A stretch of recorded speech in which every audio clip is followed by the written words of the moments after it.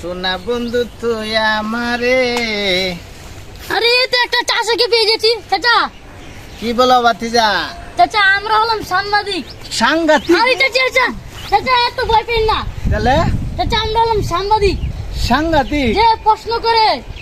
ও এই যে টিভি মাঝে দেখি যে। চাচা, তাহলে আপনাকে আমরা একটা প্রশ্ন করতে চাই চাচা। হ্যাঁ। এখানে যে এত মানুষ আসে, হ্যাঁ। তারা কিসের জন্য আসে?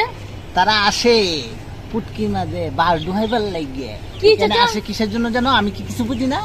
ঠিক আছে, এই যে শুনতাছি এখন মানুষে ভিডিও কইরে জায়গা জায়গা ভিডিও কইরে মানুষে ভাইরাল হইতাছে। ঠিক আছে, এরা আসে তো সবাই এটার জন্য যে এখানে সুন্দর সুন্দর এই যে গাছ গাছালি আছে, ভিডিও করব, ভাইরাল হইব। আমি কি কিছু বুঝি না? চাচা এই তো আমি তো অনেক কিছু দেখেন, বুঝি। চাচা কিন্তু অনেক বুদ্ধিমান, আর কিন্তু সাথে একটু গাদাও। তো চাচা, কি বললেন? না না চাচা কিছু বলি নাই, ওটা বাদ দিন আপনি। তো এখানে যে এই গাছগুলো লড়ছে কেন?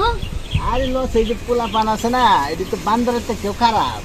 এই শুধু পোলাপান মানে যে কথা, বান্দর হইলে এক কথা। বান্দর দেখেন গাছে দেখেন পালপিটা শুরু করতে থাকবো।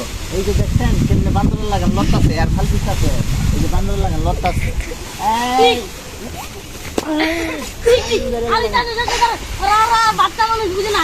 আচ্ছা, আপনি মেরে না আসেন আসেন আসেন আসেন চাচা, তাহলে আপনাকে আমরা বাসটা ভরি দিয়ে আসেন আসেন।